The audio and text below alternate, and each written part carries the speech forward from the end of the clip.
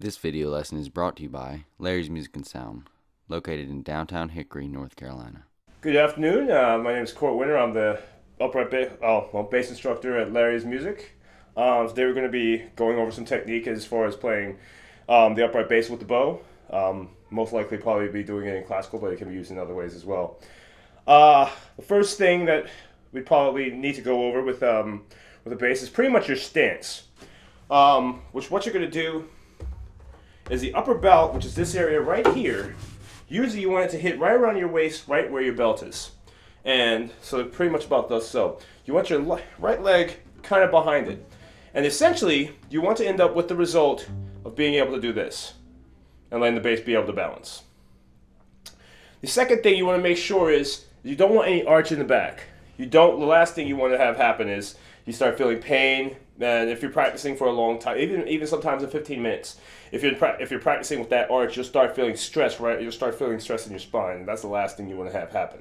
So you want your back to pretty much be straight, and what happens is all the bend comes pretty much right in this area, right around where your spine gets into your hip bones, around the coccyx area. You want to just be able to bend that out and let the bass fall into you. That way your back is still relatively straight. So if you kept practicing bass and you kept advancing, eventually you would end up into what we call thumb position. And all of a sudden you're not feeling any stress in the back. Then that way you allow it to just move inwards, and your back still manages to be straight. So that's going to be our stance. We want to make sure also that your knees are slightly bent. You don't want any heavy bend in them, but just a slight bend in them. That way, you just feel your weight is well balanced on both feet. You don't want one foot holding more balance than the other, because all of a sudden that leg is going to start getting tired. The next thing you're going to probably do is going to be the bow hold. Probably one of the most difficult areas of playing bass that there is. It's going to feel extremely weird to you maybe even the first year. It's going to take quite a while. In fact, actually, I don't even think I was in my freshman or sophomore year until I finally had a good grip on a good understanding of what I wanted my bow grip to look like. What you have here is this area right here is the frog. This is the stick of the bow. This is the frog. This is the tip.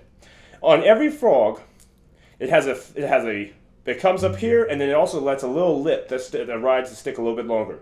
What you want, I've got a little bit of a grip covering mine, but it's right here.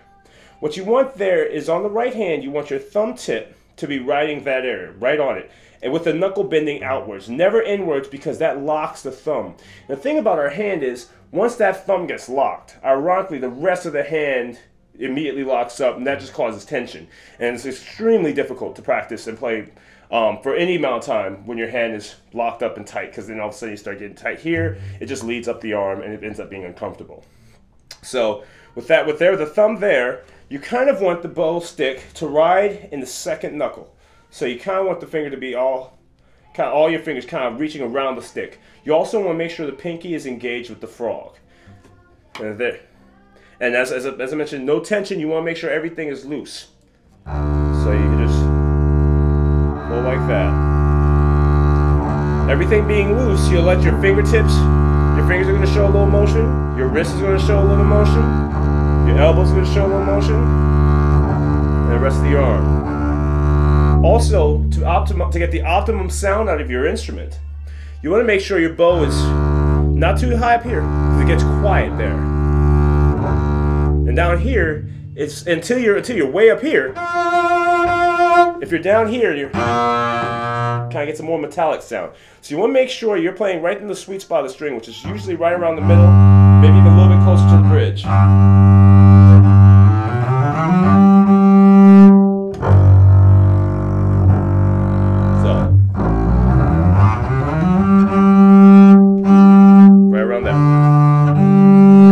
If you go higher up the string, you're going to get closer to the bridge.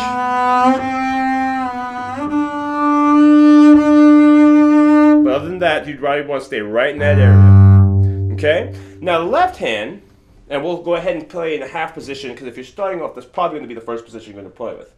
That's going to end up being the first finger. If you're on your E string, it's open E, first finger's on your F.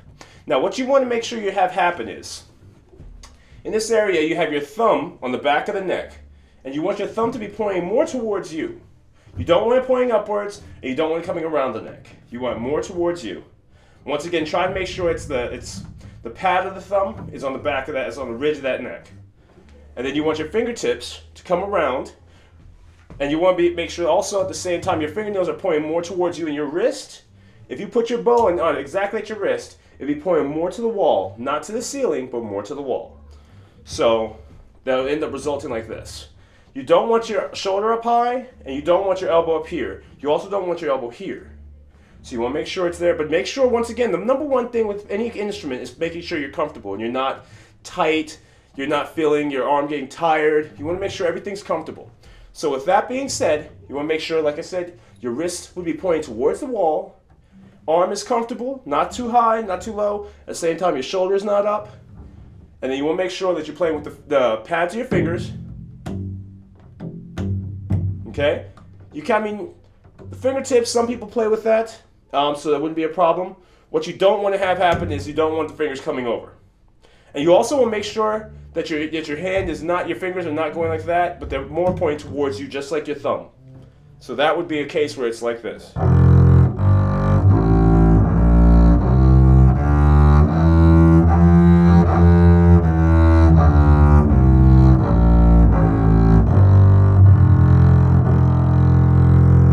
And that'll be your F major scale, which would be in your half position. And so those are your major concepts.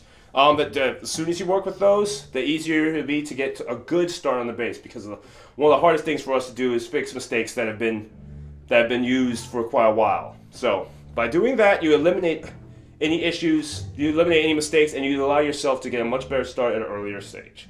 And once again, my name is Court. I'm a bass teacher over here. Please be sure to subscribe to the YouTube page, and please check us out on Facebook.